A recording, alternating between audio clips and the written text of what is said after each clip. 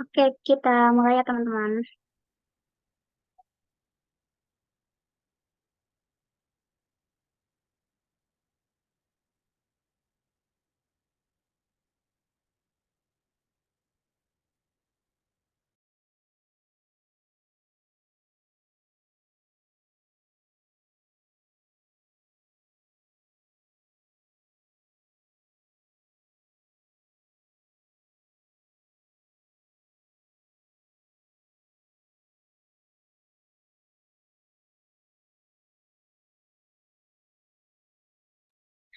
Assalamualaikum warahmatullahi wabarakatuh. Waalaikumsalam warahmatullahi Waalaikumsalam wabarakatuh. wabarakatuh. Hello, good night everyone.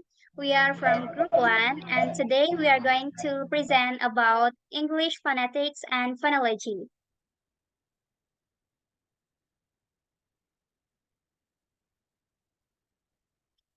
Okay, before we start, we'll introduce ourselves. For the first, I am Mary Aryani, and then for the second, there is Mutia Farida Aziz.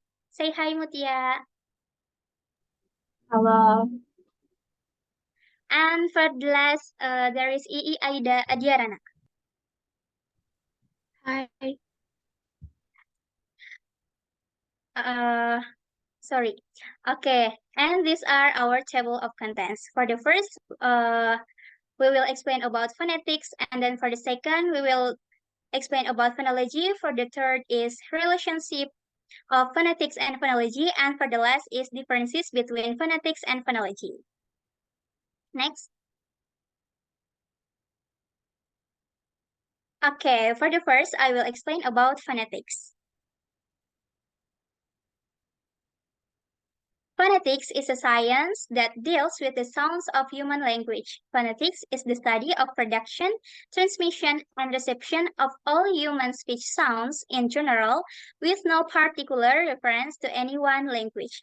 Jadi, fonetik ini merupakan ilmu yang mempelajari tentang bunyi bahasa pada manusia. Nah, fonetik ini merupakan studi tentang produksi, transmisi ataupun distribusi, dan juga resepsi ataupun penerimaan semua suara manusia secara general atau secara umum tanpa mengacu pada salah satu bahasa tertentu. And there are three types of phonetics. For the first is articulatory phonetics. Articulatory phonetics studies how we produce speech sounds. Nah, jadi ada tiga jenis dari fonetik itu sendiri. Yang pertama ada articulatory phonetics atau fonetik artikulatoris yang merupakan studi yang mempelajari tentang bagaimana kita memproduksi atau menghasilkan suara. And for the second is acoustic phonetics. Acoustic phonetics studies the physical properties of the sound waves. Nah, yang kedua ini ada fonetik akustik atau studi yang mempelajari tentang sifat fisik dari gelombang suara.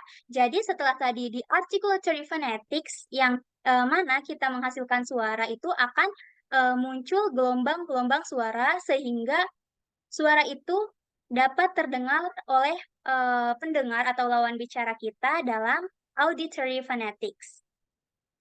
Nah, auditory phonetics is the study of how speech sounds are heard or received. Jadi, fonetik auditori ini merupakan studi yang mempelajari bagaimana bunyi bahasa atau suara ucapan itu terdengar atau diterima oleh pendengarnya. Jadi, jelas ya bahwa articulatory phonetics itu bagaimana kita menghasilkan suara, kemudian acoustic phonetic bagaimana suara itu ditransmisikan atau didistribusikan yang mana terdapat gelombang suaranya sehingga dapat terdengar dalam auditory phonetics atau phonetic auditory.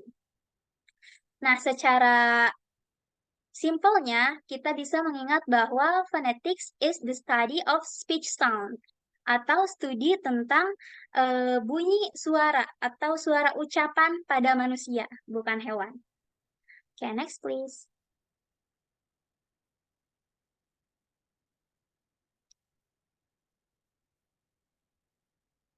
Okay, For the next, I will explain about the first type of phonetics, that is articulatory phonetics.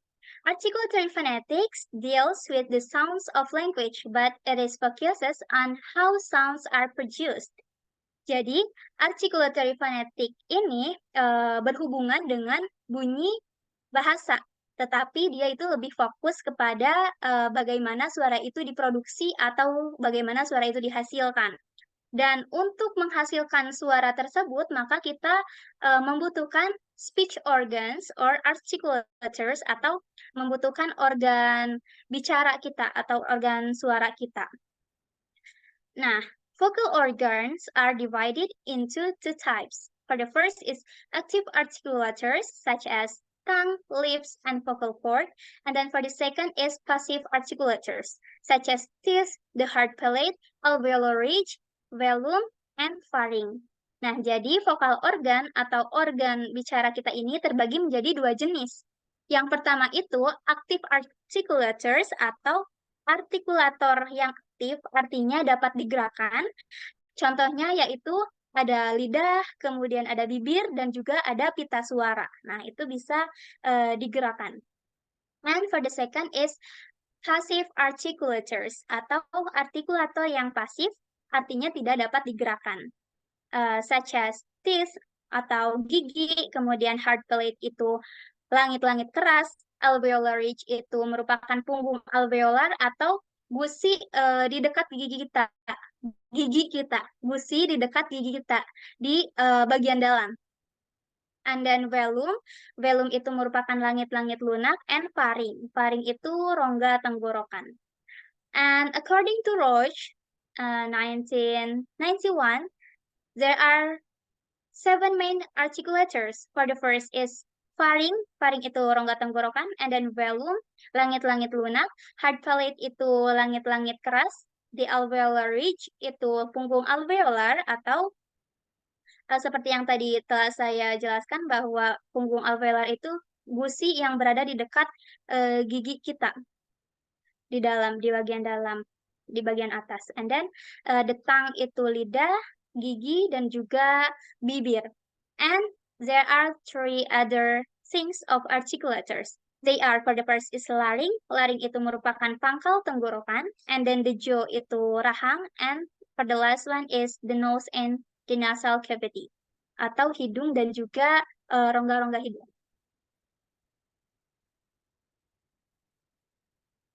Next, please.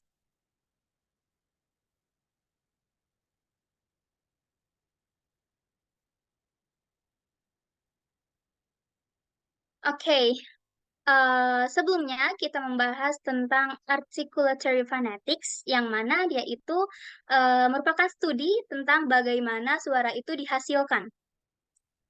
Nah, tentunya untuk menghasilkan suara tersebut, maka kita membutuhkan place and manner of articulation, atau membutuhkan tempat dan juga cara artikulasi.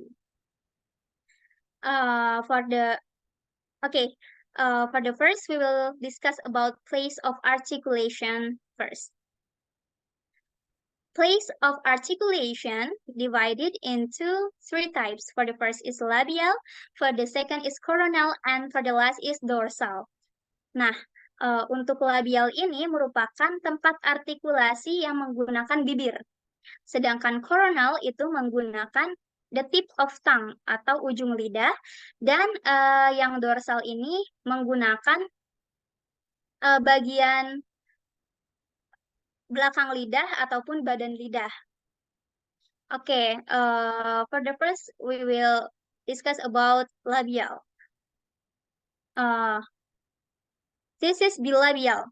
Bilabial occurs when the upper lip and lower lip meet.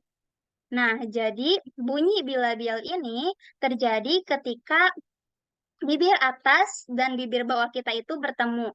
Jadi, suara ini dihasilkan karena pertemuan dari dua bibir kita. Nih, contohnya ada peh, beh, and weh. Mungkin teman-teman bisa sekalian praktek juga ya, supaya tahu juga bagaimana pelafalannya untuk bilabial ini.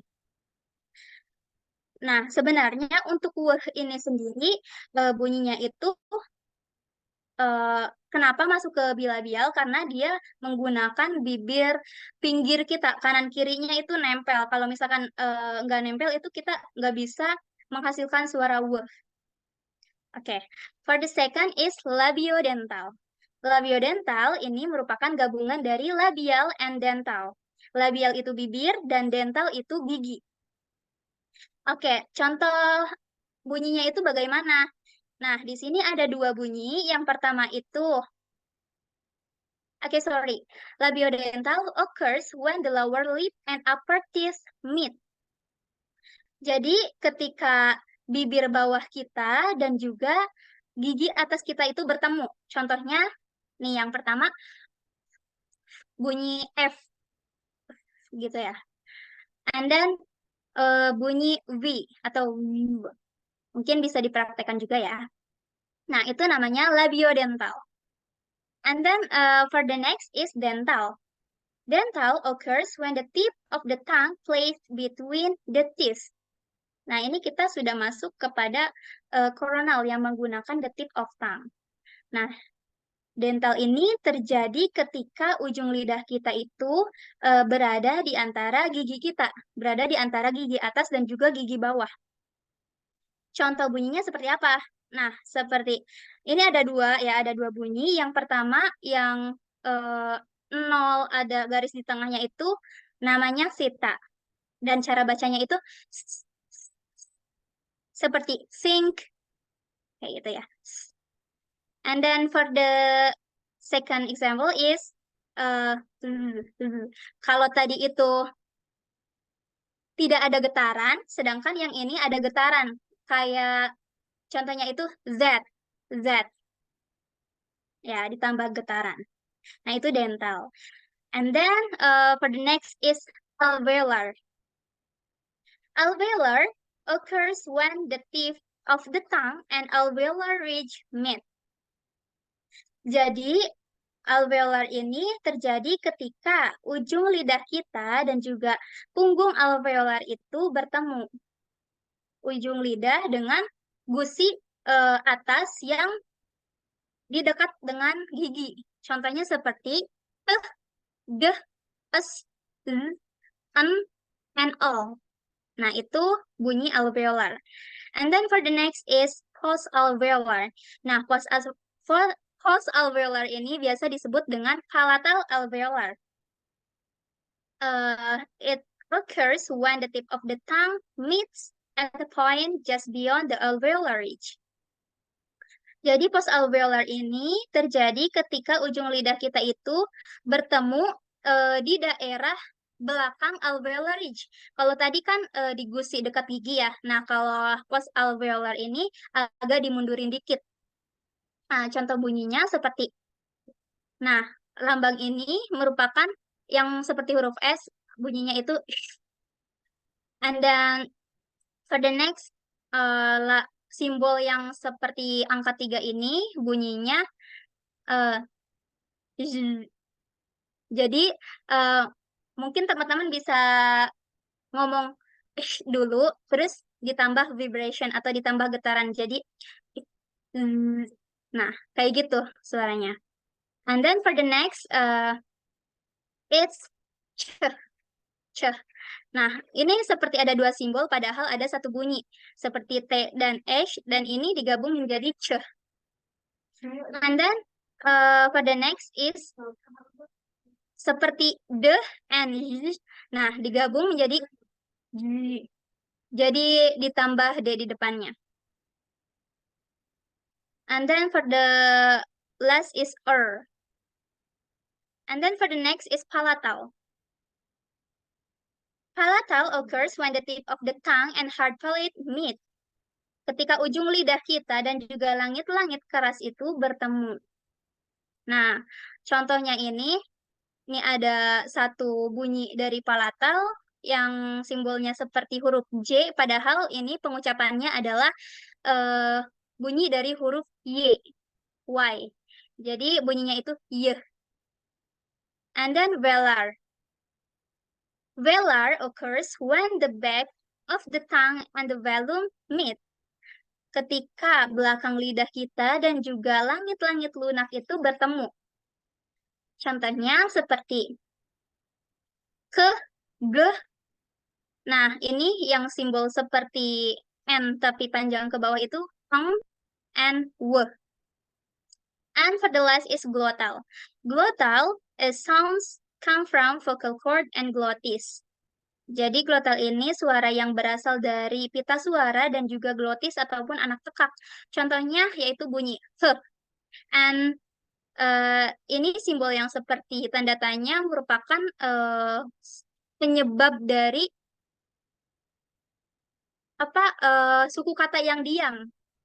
Contohnya pada frasa pertanyaan what time is it? Nah, what time is it?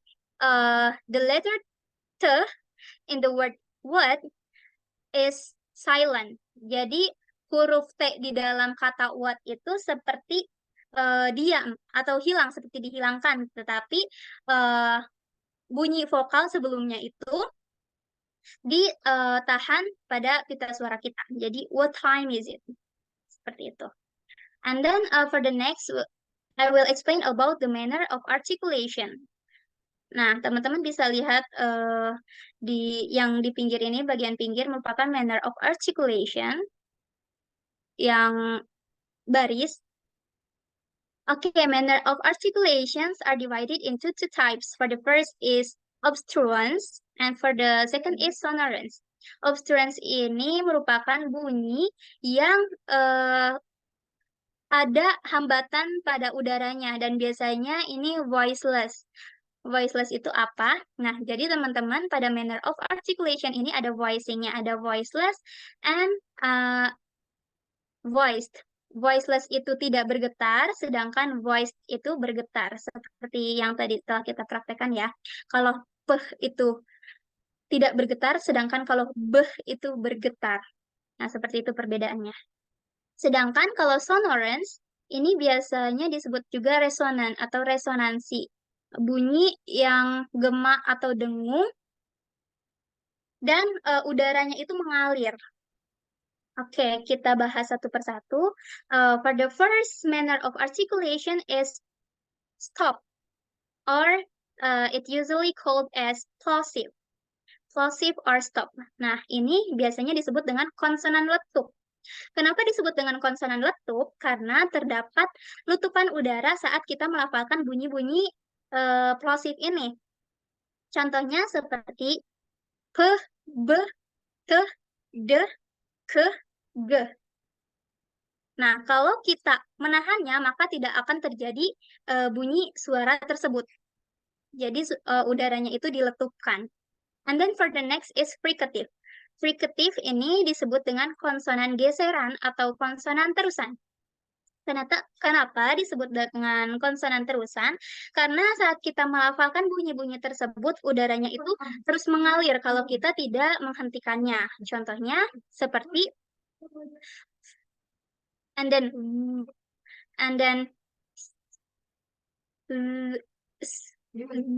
no. Kalau misalkan kita tidak menghentikannya, maka suara-suara tersebut akan terus berbunyi. Udaranya akan terus mengalir. And then for the third manner of articulation is affricative. Affricative ini merupakan konsonan gesek atau konsonan paduan. Kenapa disebut dengan konsonan paduan? Karena ini merupakan gabungan dari plosive or stop and fricative. Nah, bisa kita lihat contohnya pada kedua simbol ini. Kita bisa lihat ya, teman-teman, bahwa ini seperti dua simbol, tetapi padahal ada satu suara. Nah, ini ce, yang atas itu ce, yang t, n, h. Sedangkan yang bawah itu jun. Nah, kayak gitu. And then, for the next is nasal. Nasal ini disebut dengan konsonan sengau. Dia itu berasal dari hidung. Mendengung. Contohnya itu and eng. And then for the next liquid.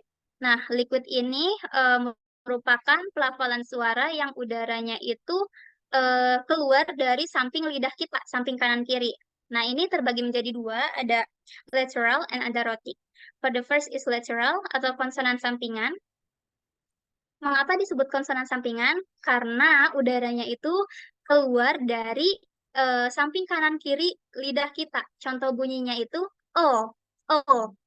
Nah, bisa dipraktekkan sendiri ya. Kalau O itu kan lidah kita ada di tengah, sedangkan udara yang keluarnya itu dari samping daun lidah kita. O, O. Nah, kayak gitu. And then rhotic. Rhotic or flat oral disebut dengan konsonan kepak atau hempas. Nah, ini hampir sama dengan lateral, hanya bedanya lidah kita itu lebih digulung sedikit. Contohnya seperti membedakan antara O and Kalau itu lebih digulung. And for the last one is glide or semivowel or biasa disebut juga dengan approximant atau disebut dengan konsonan vokal. Kenapa disebut dengan konsonan vokal? Karena bunyi-bunyinya itu seperti bunyi vokal. Contohnya seperti w, and then y, and w. Nah, teman-teman bisa melihat juga ini gambar dari place and manner of articulation-nya. Okay, next.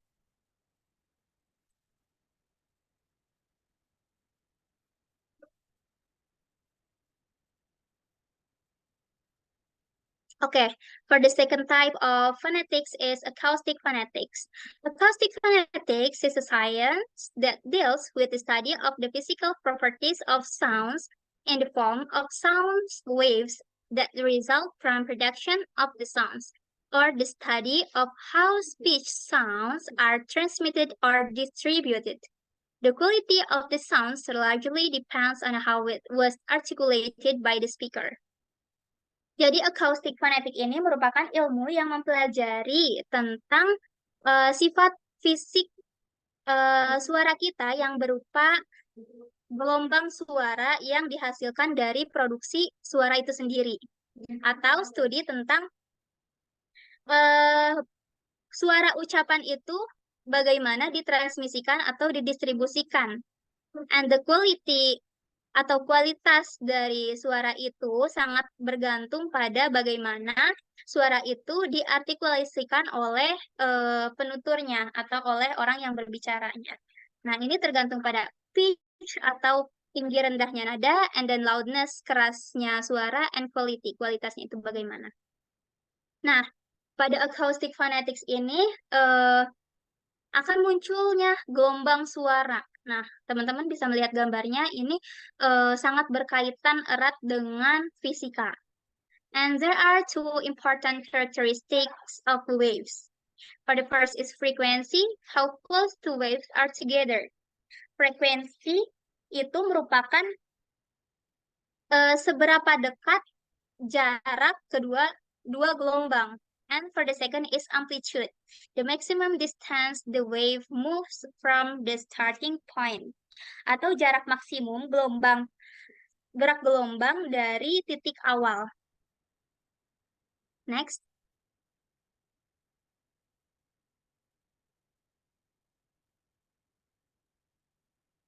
Okay, for the last one is auditory phonetics. Auditory phonetics is the study of how speech sounds are heard or received.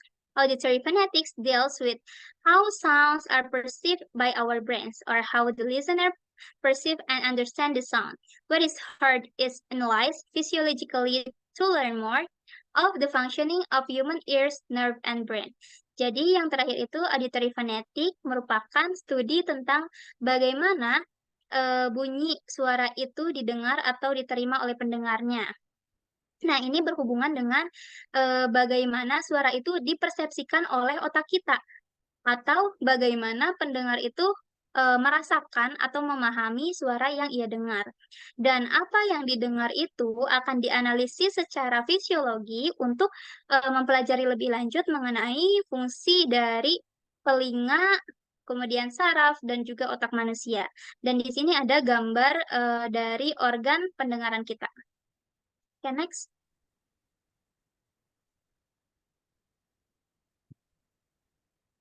Gak bisa dimatikan. Okay, this is conclusion of phonetic types. Untuk yang pertama, articulatory phonetics merupakan speech production.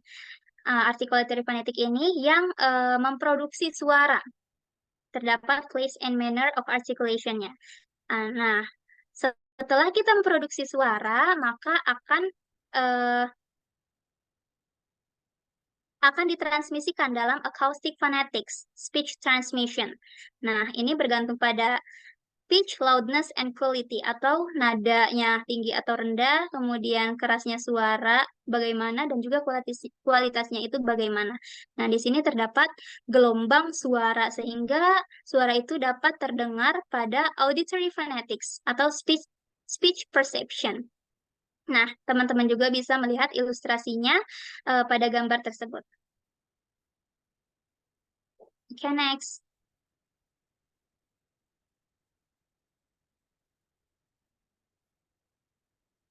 Okay, for the next explanation will be explained by Aida.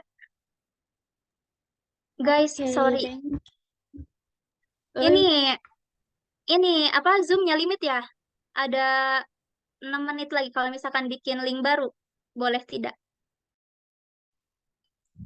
Gimana para warga? Maaf ya guys, Boleh. Aku mau selesaiin materi yang aku dulu. supaya tidak terputus.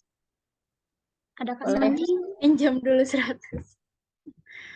Mending buat link baru aja dulu, takutnya ntar kalau misalkan Aida lagi ngejelasin malah putus. Ya, Ya, boleh. tinggal balikan.